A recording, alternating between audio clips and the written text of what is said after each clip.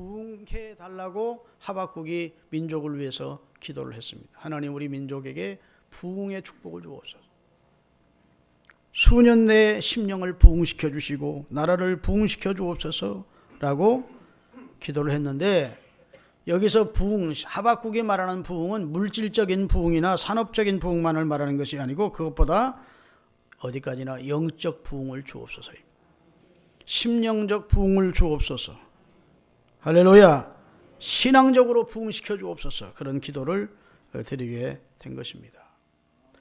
성경 역사를 보면요, 심령 부흥의 운동이 먼저 있은 후에 그 다음에 하나님이 승리도 주시고 복도 주시고 산업 부흥도 주시고, 아멘, 따라서 모든 것이 따라오는 부흥의 축복을 주셨다고요.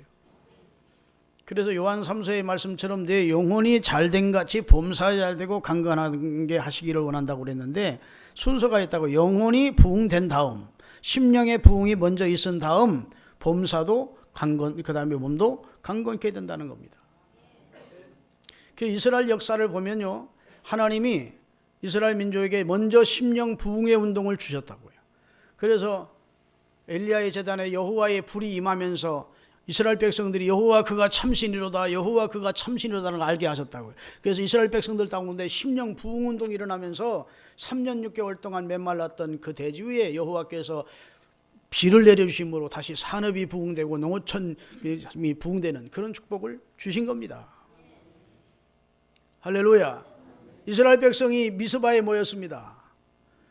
지난날 우상을 섬기던 것들을 다 버리고 여호와께로 돌아가자 하면서 심령 부흥 운동이 먼저 일어났습니다.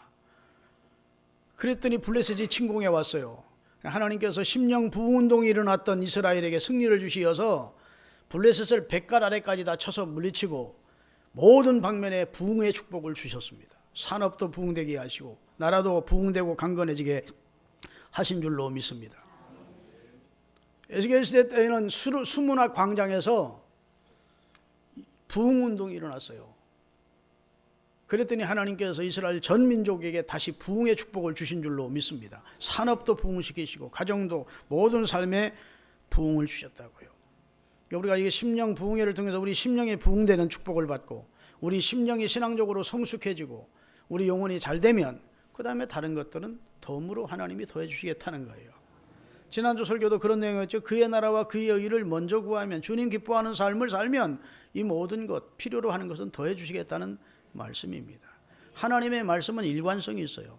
먼저 영적인 것을 추구하고 먼저 심령이 부흥하고, 할렐루야, 신앙이 성숙해지면 다른 것은 하나님이 따라오도록 해주시겠다고 말씀해 주신 줄로 믿습니다. 할렐루야. 여러분, 하나님의 은혜를 사모하시는 성회가 될 수 있기를 바랍니다. 여러분, 진짜 타는 듯한 목마름을 가진 사람에게는 오직 물만 구합니다. 물 생각밖에 안 난다고요.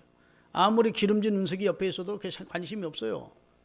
그저 한 컵에 물 한 모금 마시기를 원한다고요. 마찬가지로 우리 심령이 하나님을 사모하는 마음이 목마른 사슴이 시냇물을 갈급히 사모한 것과 같이 하나님의 은혜와 은사와 성령을 사모하는 그런 은혜가 있기를 바랍니다. 이것도 좋고 저것도 좋고 세상도 좋고 세상 명예도 좋고 돈도 좋고 하나님도 좋고 이렇게 되면 안 돼. 하나님이 먼저야. 성령 충만 받는 게 먼저야. 제일 먼저 우리가 구할 것이 그의 나라 그의 의, 하나님이 기뻐하는 성도가 되기 위해서 성령 충만한 사람이 돼야 돼. 그러니까 우선순위를 성령 충만, 신앙 부흥에 두시기를 주의 이름으로 축원합니다. 할렐루야. 그래서 한 가지만을 찾는 열정이 있을 때 제가 그 사모하는 영혼을 만족시켜 주시고, 또 성경에 보니까 네 입을 넓게 열면 내가 채워주시겠다 약속하셨어요. 제가 종종 사용하는 내용이지만 예수님이 여리고로 지나가십니다. 예수님이 제자들을 데리고 여리고로 지나가시는 거예요. 여리고에 머물기 위해서 여리고에 가신 것이 아니고 여리고로 지나가시더라 그랬어요. 나면서부터 소경되었던 디메오의 아들 바디메오가 예수님이 여리고로 지나가신다는 말을 듣습니다. 자기 앞을 지나서. 절호의 기회예요. 은혜 받을 수 있는, 자기 눈을 뜰 수 있는 절호의 기회예요. 예수님께 대한 소문을 많이 들었어. 예수는 죽은 자를 살리고 그 다음에 문둥이를 깨끗게 하고 소경의 눈을 열고 안진뱅이를 일으키시고 귀신을 내어쫓는 구약에 예언되었던 메시아라는 겁니다. 근데 소경이고 거지인데 누가 예수님께 데려주는 사람이 없었는데 마침 예수님이 자기 앞을 지나가시고 있다는 거예요. 사람들이 막 웅성거리는 겁니다. 이 절호의 기회를 놓칠 수가 없어서 바디메오는 다윗의 자손 예수여 나를 불쌍히 여기세요 라고 소리를 질러대는 겁니다. 그러니까 사람들이 막 욕을 해댑니다. 이 비응신 새끼가 소양해 임마. 근데 예수님이 지나가던 걸음을 딱 멈추시고 뒤를 돌아다보시면서 그를 내게로 데려오라는 거예요. 야, 예수님이 널 오란다. 그러니까 그냥 허겁지겁 예수님 앞에 헐레벌떡 나와서 엎드리는 것이죠. 내가 네게 무엇 해주기를 원하느냐 물으십니다. 주여! 보기를 원합니다. 야, 멋있죠? 글쎄 무엇 달라고 할까 하고 머리를 극적거리면서 이 절호의 교회에 돈 좀 달라고 할까, 색시를 달라고 할까, 능력을 달라고, 그러지 않았다고요. 그의 간절한 소원, 자나깨나 안 지나서나 그의 간절한 소원은 보는 것이었어요. 보기를 원합니다. 내 믿음대로 될지어다. 그대로 되죠. 오늘 이번 주간에 우리 주님이 우리 교회를 지나가시는 거예요. 꼭 그렇게 믿으십시오. 영으로 우리 교회에 은혜 주시려고 우리 교회 앞을 지나가시는 거예요. 여러분이 나를 불쌍히 여기세요, 주님. 신앙의 껍데기만 있는 나를 불쌍히 여기세요. 할렐루야. 예수 믿으면서 가지가지 문제 속에 있는, 죄 속에 있는 나를 불쌍히 여기세요. 내 눈을 열어주세요. 내 마음을 열어주세요. 나를 새롭게 해주세요. 기도해야 돼요. 무엇 해주랴 했을 때 극적극적하지 말고 정말 성령 충만 주십시오. 저를 이렇게 기도해서 은혜 받는 그런 기회를 여러분이 만드실 수 있기를 바랍니다. 이번 부흥회 때. 그래서 하나님이 지내놓고 보면 이번 부흥회 나 위해서 허락해 줬던 거야 라고 나중에 고백하고 간증할 수 있도록 헛되이 이번 기회를 지내지 마시고 바디메오와 같은 구원의 찬스를 기회로 만드시는 은혜가 있기를 예수님의 이름으로 축원합니다. 우리 모두 각자의 개인 심령에서부터 신앙 부흥운동이 일어나야 돼요. 누가복음 24장에 보면 엠마오로 내려가던 두 제자가 낙담과 시리에 빠져 있었습니다. 그가 하나님의 아들이요 메시아라고 믿어서 이 땅의 왕이 되어 모든 적대 국가를 다 물리치시고 다윗의 나라처럼 능력 있는 나라를 세워줄 줄로 알았던 하나님의 아들 예수가 십자가에 달려 처참하게 죽는 모습을 보아서 그래서 자기 고향으로 내려가면서 다 시리에 빠져 있었고 낙담하고 내려가고 있었어요. 그런데 어떤 나그네 한 분이 그와 동행하면서 왜 그렇게 얼굴에 힘이 없어? 왜 이렇게 발걸음에 힘이 없어? 했더니 당신은 유대 사람이면서 요 근래에 일어나던 일도 몰라요? 무슨 일인데요? 하나님의 아들로 믿었던 예수가 십자가에 매달아 못 박혀 죽어버렸잖아요. 그래요? 아니 그가 죽인 자 가운데 3일 만에 부활한다는 말씀을 했잖아요. 예수님이 그렇게 말해요. 예수님인지 모르는 거예요. 그 다들 어느 저녁 때가 되어 하는 집에 머물게 되었는데 예수님이 떡을 떼서 나눠주실 때야 그가 주님이신 줄 알게 되었고 그들이 느끼기를 고백하기를 그가 성경을 풀어주실 때 따라합시다. 우리 마음이 뜨겁지 아니하더냐. 두 사람이 서로 대화하는 내용이요. 예수님이 성경을 풀어주실 때 이미 떡을 떼주실 때 예수님이 있음을 확실히 알게 됐지만 이미 예수님이 동행해 주시면서 성경을 풀어서 자신이 부활할 것을 말씀하실 때 그들의 심령이 뜨거워짐을 경험했다는 겁니다. 아니 나도 뜨거웠어 그때. 그래서 그들이 다시 예루살렘으로 뛰어 올라가서 우리가 부활하신 주님을 만났노라고 선교하고 전도하는 사람으로 바뀌어진 것 아닙니까? 하나님의 영이 우리를 뜨겁게 한다고요. 설교를 듣는 중에, 기도하는 중에, 찬송하는 중에, 특별히 기도 중에 우리 심령이 뜨거워짐을 경험하셔야 됩니다. 1738년 5월 달에 올더스킷이라고 하는 곳에서 성경 집회가 열렸어요. 사람이 많이 모인 게 아니에요. 요한 웨슬레도 목사였는데 심령이 뜨거워짐을 체험하지 못한 사람이었어요. 미국에 가서 선교하다가 실패하고 돌아왔어요. 그리고 심령이 아주 다운되어 있는 상태였다고요. 그런데 그날 5월 24일 날 8시 45분에 런던 시내에 있는 올더스케이트라는 곳의 작은 집회에 요한 웨슬레가 참석했다가 그 성경을 인도하는 분이 로마서 강해를 하는데 오직 의인은 그 믿음으로 말미암아 살리라는 말씀을 공부를 하는데 심령이 뜨거워진 겁니다. 성령을 받게 된 거예요. 그때부터 그 술집의 천지였고 죄악의 도성이었던 런던이 웨슬레의 부흥운동을 통해서 다 거룩한 도성으로 바뀌어지게 된 겁니다. 성령은 그런 영입니다. 성령은 죄악된 삶을 청산하게 하는 영이고, 성령은 하나님을 알게 하는 영이고, 하나님의 아들 예수님을 믿게 하는 영이고, 천국까지 우리를 건강한 삶으로 성화시키면서 우리를 인도해 가시는 영이시라고요. 이 성령 충만을 소원하시는 여러분이 되시기를 예수 그리스도의 이름으로 축원합니다. 신앙생활을 하면서 저를 보세요.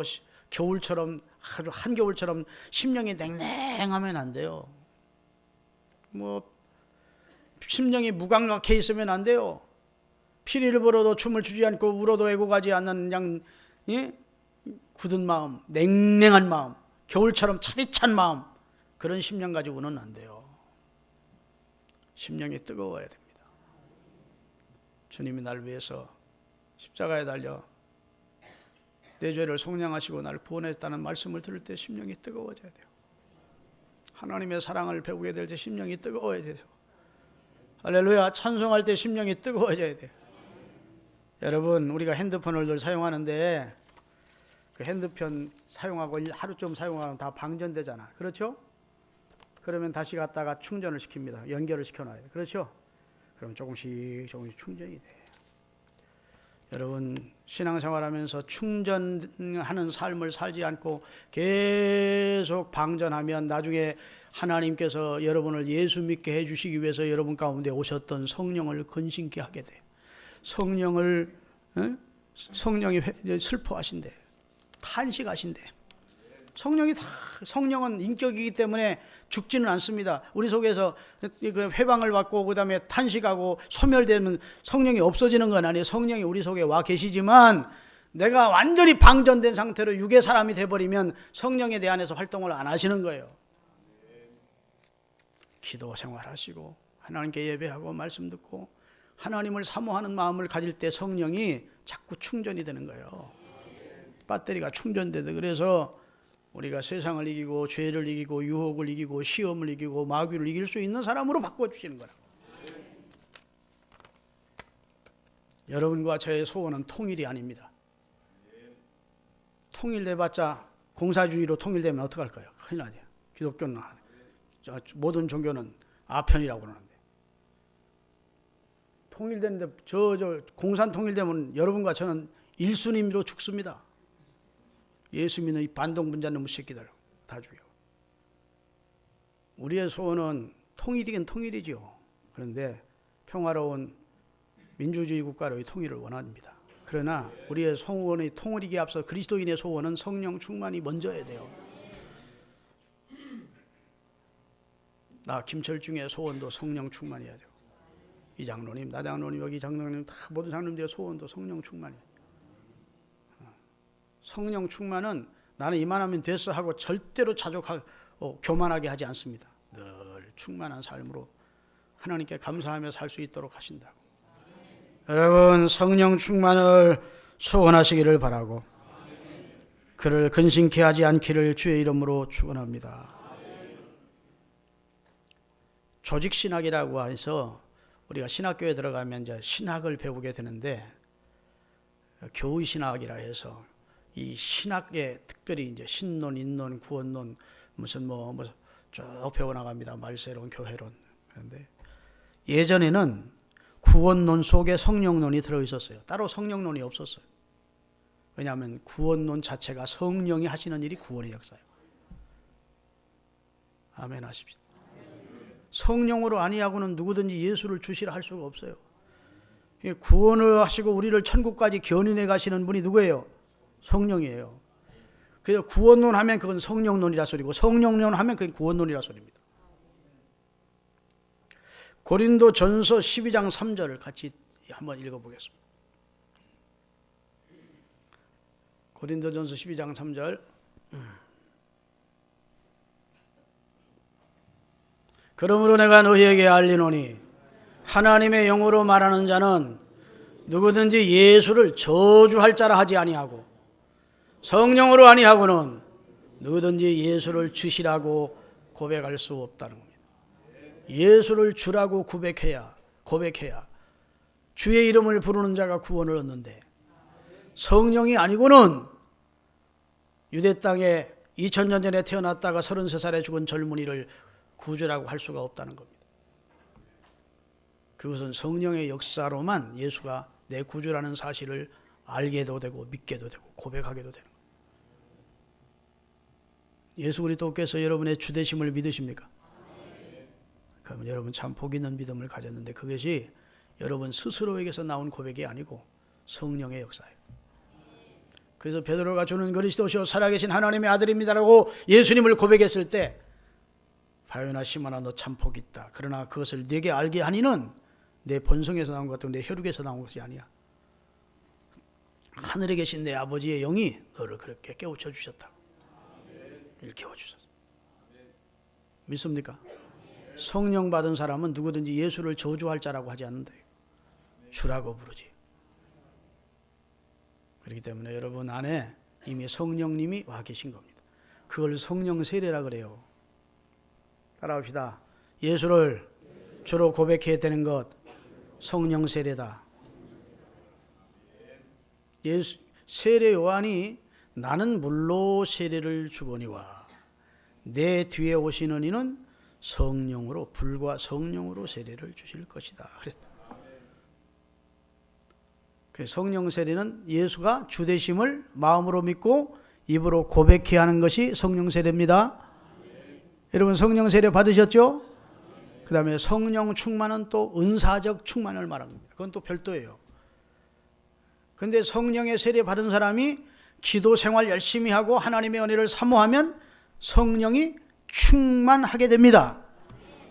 그래서 하나님이 기뻐하시는 열매가 절로 나타나게 됩니다. 사랑, 희락, 사랑의 삶을 살고 희락의 삶을 살고 관용의 삶을 살고 온유의 삶을 살고 형제를 용서하는 삶을 살게 되고 오래 참는 삶을 살게 되고, 성령 충만하면 그것이 생활 속에 나타난다는 거예요. 그 다음에 성령 충만하면 하나님이 우리에게 그 충만한 성령을 통해서 각 사람에게 필요를 따라 은사로 작용하도록 역사해 주십니다. 은사. 그래서 고린도전서 12장 7절부터 띄우겠습니다. 우리에게 성령을 주시는 목적이 있어요. 우리 유익을 위해서 주신대. 다 같이 각 사람에게 성령을 나타내심을 유익을, 우리 분리하라고, 우리 속에 우리가 손해되라고 주는 게 아니에요. 우리 신앙의 유익을 위해서, 우리 삶의 유익을 위해서 하나님은 성령을 주시는 거예요. 그런데 어떤 사람에게는 같은 성령이지만 지혜의 말씀, 어떤 사람은 같은 성령을 따라 지식의 말, 어떤 사람은 또 다음 절 믿음을, 어떤 사람은 병 고치는 은사를, 또 어떤 사람은 능력 행함을, 예언함을, 영분별함을, 방언을, 방언 통역함을, 다 이건 같은 한 성령이 행하사 하나님이 자기 뜻대로 나눠주시는 거예요. 여러분 제가 충남, 서천, 서면, 원두리 사람입니다. 아주 깡촌 사람이에요. 여기 다 촌 사람들이지 뭐 대부분. 서울이 고향인 사람 한 손 들어봐요. 별로 없을 거예요. 몇 분 계시네. 존경합니다. 근데 깍쟁이들이. 근데 대부분 다 시골 사람들이 올라왔는데 제가 이제 충남, 서천, 서면, 원두리 사람이요. 그런데 이기호 집사라고 저보다 한 10살 이상 많은 분이 계셨어요. 근데 이 양반은 벌뚝 사람이었는데, 벌뚝이라는 동네가 있었어요. 사람이었는데 언제 가난한 집에 어려운 가정에서 태어나서 공부를 전혀 못했어. 그래서 진짜 남 놓고 기억자도 모르는 분이에요. 그런데 신앙생활은 열심히 하는 겁니다. 기도생활도 열심히 하고 그냥 교회 열심히 잘 참석하고. 그런데 자기 동료들은 다 주일학교 반사를 하는데, 반사가 뭔지 아세요? 지금으로 보면 교사들 하는데 그때는 반사라 그래서.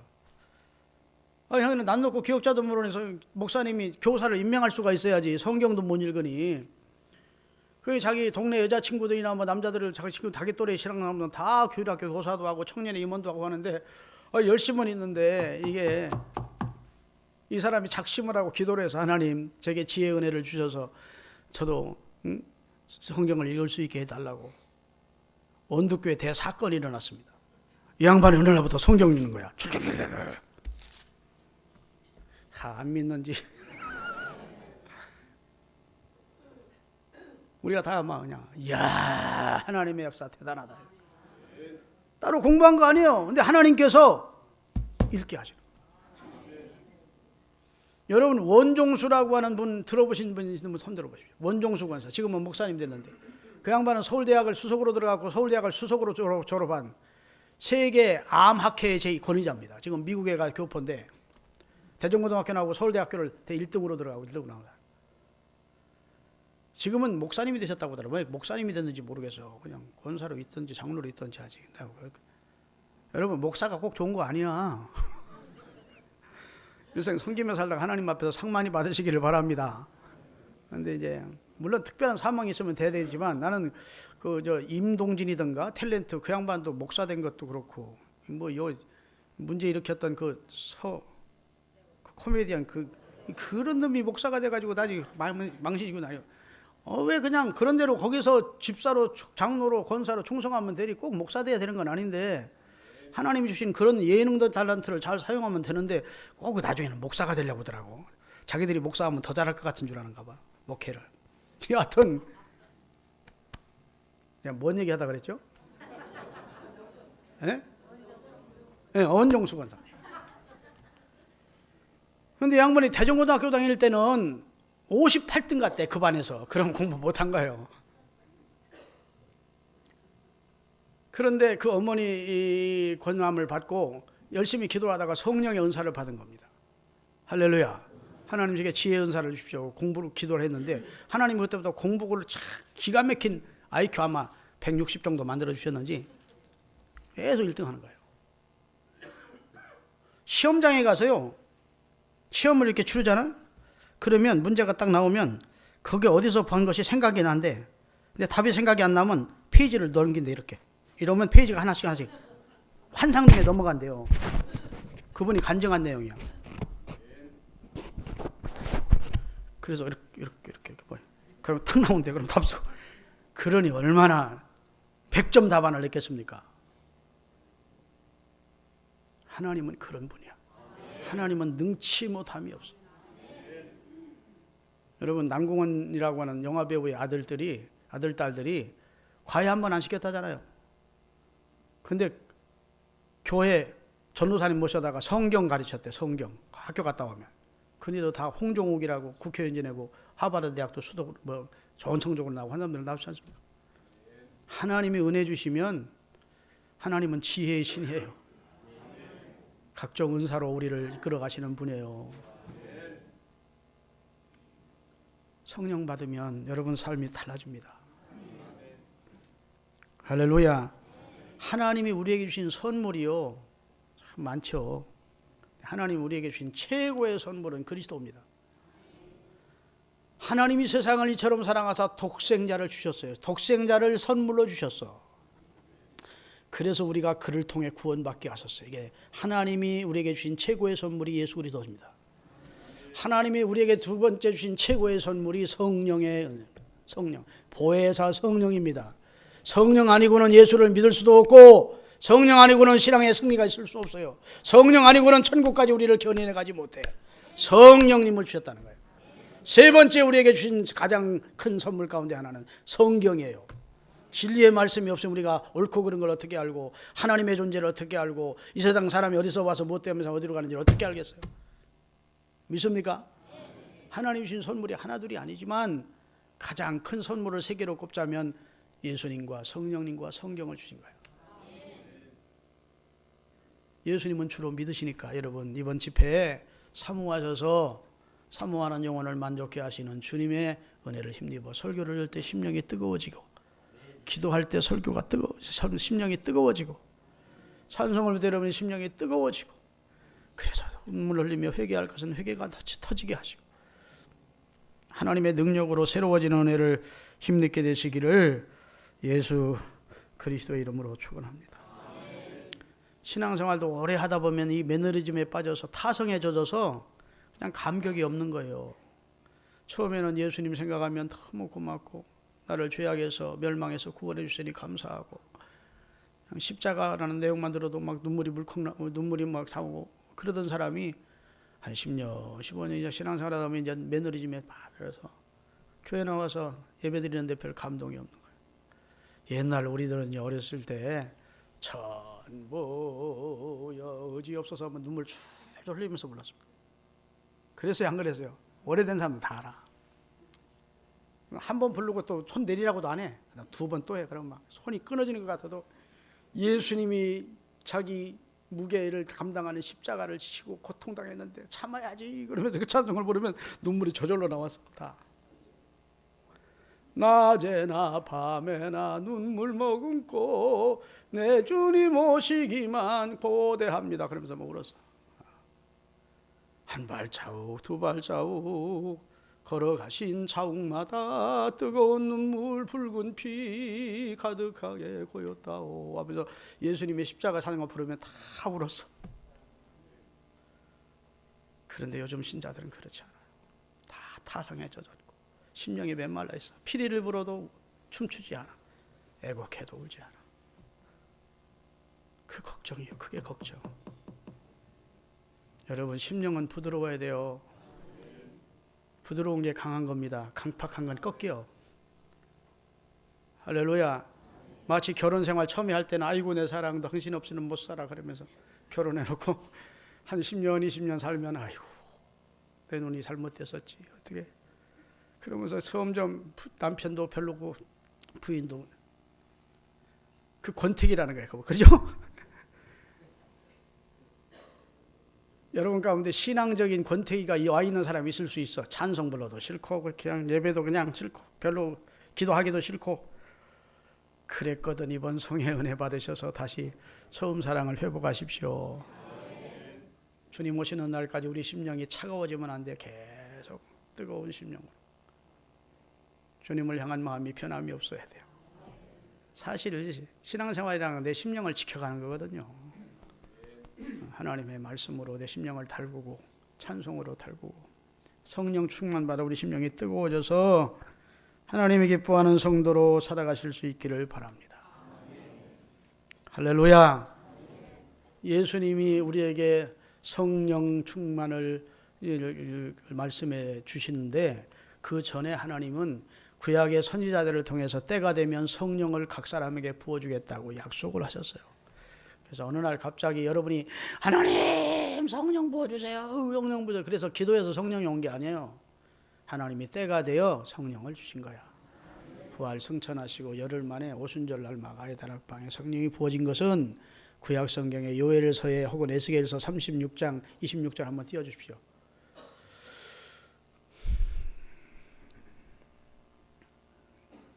다 같이 26절은 없나? 27절만? 또 내 영을 너희 속에 두어 너희로 내 율례를 행하게 하리니 너희가 내 규례를 지켜 행할지니라. 내 영을 너희 속에 두고 내 영을 너희 속에 두겠대. 우리 속에 때가 되면 성령이 요엘서 2장 28절에서 29절 보면 내가 때가 되면 각 사람에게 남녀 종들에게 성령을 부어주겠대. 육체에 다 같이.